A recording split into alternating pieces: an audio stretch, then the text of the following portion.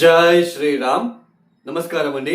2026 నూతన ఆంగ్ల సంవత్సర సింహరాశి వాళ్ళ సంవత్సర ఫలితాలు ఎలా ఉన్నాయో తెలుసుకుంటూ వెళ్దాం. ఈ సంవత్సర ఫలితాలని ఏ ఆధారంతో మనము చెప్పుకుంటున్నామో అని తెలుసుకున్నట్లయితే, సంవత్సరం పొడవునా కూడా అంటే దీర్ఘకాలికంగా ఒకే రాశిలో సంచారం చేసే గ్రహాల ఆధారంతో మనం ఈ సంవత్సర ఫలితాలు అనేది చెప్పుకుంటున్నాం. అయితే ఆ దీర్ఘకాలికంగా ఒకే రాశిలో సంచారం చేసే గ్రహాలు ఎవరు అని తెలుసుకున్నట్లయితే, శని, గురు, రాహు, కేతు ఈ 4 గ్రహాలు దీర్ఘకాలికంగా సంవత్సరం పొడవునా కూడా ఒకే రాశిలో సంచారం చేస్తూ ఉంటారు. అయితే ఈ 2026 సంవత్సరంలో ఈ 4 గ్రహాల ఏదైనా రాశి మార్పులు జరుగుతూ ఉన్నాయా? ఈ రాశి మార్పుల వలన ఈ సింహ రాశి వాళ్ళ పైన ఎలాంటి ప్రభావం ఉంటుంది అని తెలుసుకుంటూ వెళ్దాం. ఈ 2026 సంవత్సరంలో శని మీన రాశిలోనే సంచారం చేస్తూ ఉంటారు. శని ఒక మార్పు అనేది జరగదు. అంటే శని వర్షం అంటే ఈ సంవత్సరం పొడవునా కూడా మొత్తం 2026 సంవత్సరంలో శని మీన రాశిలోనే సంచారం చేయబోతున్నారు. ఇక రాహు కేతుల మార్పులు ఏమైనా ఉన్నాయా అని తెలుసుకున్నట్లయితే, రాహు కేతుల మార్పులు 2026 డిసెంబర్ 5వ తేదీ వరకు కూడా ఈ రాహుకేతుల మార్పులు కూడా లేవండి. రాహు యాజ్ ఇట్ ఈజ్ కుంభంలో, కేతు యాజ్ ఇట్ ఈజ్ సింహంలో సంచారం చేస్తున్నారు. అయితే 2026 డిసెంబర్ 5వ తేదీ తర్వాత రాహు మకరంలోకి మారబోతున్నారు. అలానే కేతువు కర్కాటక రాశికి మారబోతున్నారు. ఇక గురువు గారి సంచారం ఏదైనా మార్పులు ఉన్నాయని చూసుకున్నట్లయితే, ఈ 2026 సంవత్సరంలో గురువు గారి మార్పు కూడా 2 సార్లు అంటే 2 రాశులు మారుతున్నారండి.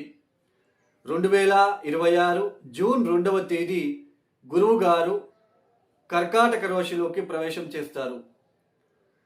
2026 జూన్ 2వ తేదీ కర్కాటక రాశిలోకి వచ్చి అంటే ఓన్లీ 5 మాసాలకే 5 నెలలకే ఆయన అంటే 2026 అక్టోబర్ 31వ తేదీ అతిచార మార్గంలో కర్కాటక రాశిని వదిలిపెట్టి సింహంలోకి వస్తున్నారు. అంటే 5 మాసాలు మాత్రమే కర్కాటక రాశిలో, తర్వాత సింహంలోకి రావడము. అంటే ఈ 4 గ్రహాల తాలూకా ఈ సింహ రాశి వాళ్ళకి చూడండి, ముఖ్యంగా ఈ సింహ రాశి వాళ్ళకి అష్టమ శని జరుగుతూ ఉంది. చాలా మీరు యూట్యూబ్ వీడియోలో చూస్తూ ఉన్నారేమో తెలియదు కానీ, అష్టమ శని సింహరాశి వాళ్ళ పని అయిపోయింది అని మీరు వింటూ వస్తున్నారు. నాది కూడా సింహరాశి, భగా నక్షత్రం. చూడండి, అష్టమ స్థానంలో మనకి శని వచ్చారు. అంటే మనకి కామన్లీ సర్వే సాధారణంగా అష్టమ స్థానంలో శని వచ్చినప్పుడు కొంచెం ఒడిదొడుకులు అనేది ఫేస్ చేయక తప్పదు. అష్టమ స్థానంలో శని కూర్చొని ఏ రాశిలని చూస్తారు ఆయన? అక్కడ కూర్చొని మీ రాశి నుంచి అంటే సింహం నుంచి ఆయన చూస్తున్న దృష్టిలు చెప్తున్నానండి. మీ రాశి నుంచి దశమాన్ని చూస్తారు, మీ రాశి నుంచి ద్వితీయాన్ని చూస్తున్నారు, మీ రాశి నుంచి పంచమాన్ని చూస్తున్నారు. అంటే దశమ స్థానం పైన ఆయన దృష్టి పడుతూ ఉంది. వృత్తి ఉద్యోగ స్థానం మీద దృష్టి పడుతూ ఉంది. ద్వితీయ స్థానం కుటుంబ అలానే ఆర్థిక ఆ స్థానం మీద దృష్టి పడుతూ ఉంది. పంచమ స్థానం మన ఆలోచన విధానము, క్రియేటివ్ థాట్స్, మనం ఏదైనా రాంగ్ స్టెప్ వేస్తున్నామా, బిజినెస్లో ఎక్స్పాన్షన్ చేస్తున్నామా, అలానే సంతానం వలన ఏదైనా ఇబ్బందులు పడుతున్నామా, అలాంటి పంచమ స్థానం మీద, పూర్వపుణ్య స్థానం మీద శని దృష్టి పడుతూ ఉంది. అష్టమ స్థానంలో శని వచ్చినప్పుడు మీ జన్మజాతకం ఒకసారి చెక్ చేసుకోండి. అష్టకర్గ బిందువులు ఎన్ని ఇచ్చారో చూసుకోవాలి. అష్టమ స్థానంలో శని వచ్చినప్పుడు అందరికీ ఒకేలాగా ఇవ్వడు ఆయన. సింహరాశిలో లక్షల మంది ఉంటారు, అందరికీ ఒకేలాగా ఫలితాలు ఉండవు.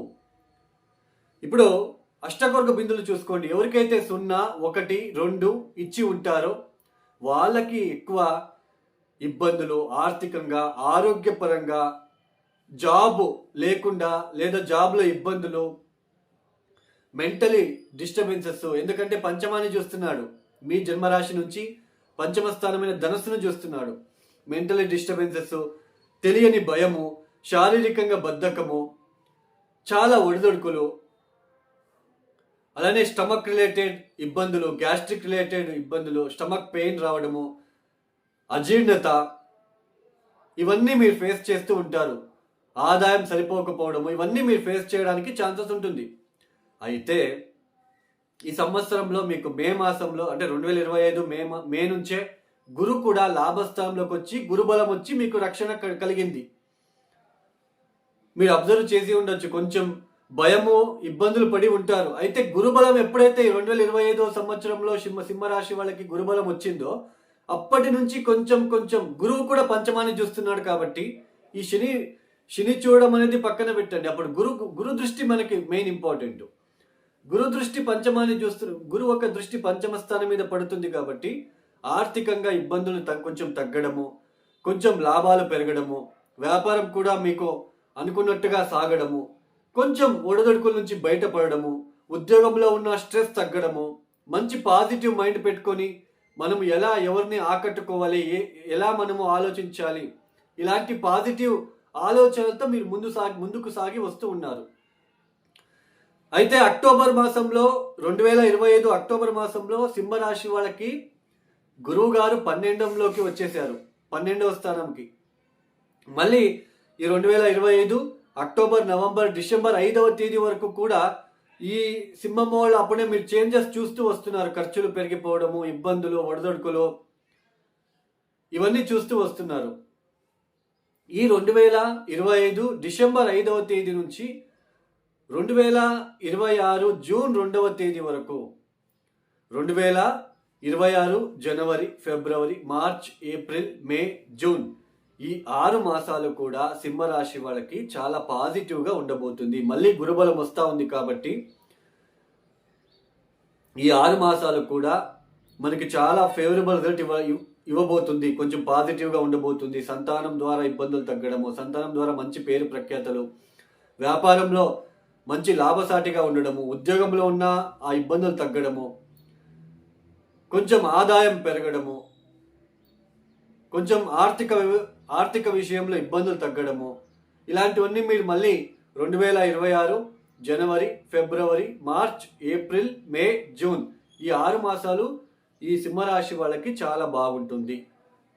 అయితే 2026 జూన్ 2వ తేదీ నుంచి సంవత్సరం చివరి వరకు కూడా సింహరాశి వాళ్ళకి చాలా ఒడిదొడుకులు, ఇబ్బందులు, భయము, మీ ఒక గుర్తింపు తగ్గడము, మీ పేరు ప్రఖ్యాతలు తగ్గడము, మీ పైన నెగిటివిటీ చెల్లడము, మీ పేరు చెడపాలని ఆలోచించడము, ఇంట్లో మీకున్న రెస్పెక్ట్ తగ్గడము, ఆరోగ్యపరమైన ఒత్తిడులు, ఇబ్బందులు, ఖర్చులు పెరగడము, మీ పైన అపవాదాలు లాంటివి రావడము, ఇలాంటివి ఎక్కువగా సింహరాశి వాళ్ళ జీవితంలో చోటు చేసుకోవడానికి ఛాన్సెస్ ఉంటుంది.